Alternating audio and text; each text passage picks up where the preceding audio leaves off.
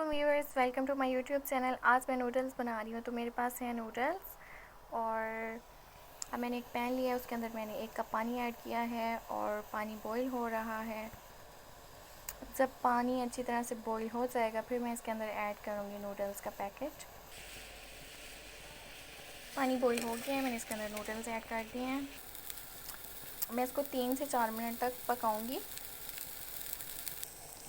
ये almost boil हो गई हैं। अब मैं इसके अंदर ऐड करूँगी, ये मेरे पास है चिकन और ये मेरे पास शिमला मिर्च है, ये टमाटर के स्लाइसेस हैं और ये जो इसके अंदर मसाला होता है नूडल्स वाला।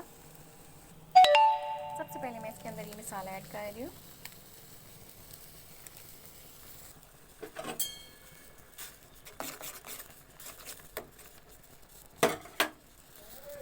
अब मैं इसके अंदर चिकन का जो मैंने स्लाइसेस थे उनका मैंने अच्छी तरह से रेशा कर लिया था, वो इसके अंदर ऐड कर दिए।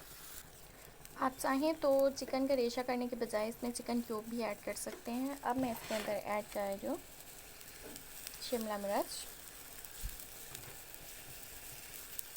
और इसके बाद मैं इसके अंदर ऐड कर रही हूँ टमाटर के 6-7 स्लाइसेस मैंने इसके अंदर ऐड कर दिए हैं। इसको कवर करके 2 मिनट तक आपने कुक करना है, उसके बाद आपने फ्लेम बंद कर देना है। जी, तो अब मैंने कवर हटाया है, आप देख सकते हैं ये इसकी फ़ाइनल लुक है।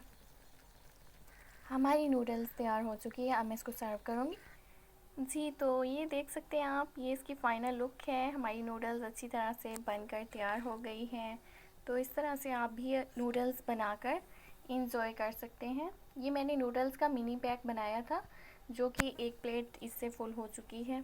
आप इस रेसिपी को ज़रूर ट्राई करें, मुझे अपना फ़ीडबैक लाज़मी दें। अल्लाह हाफ़िज़।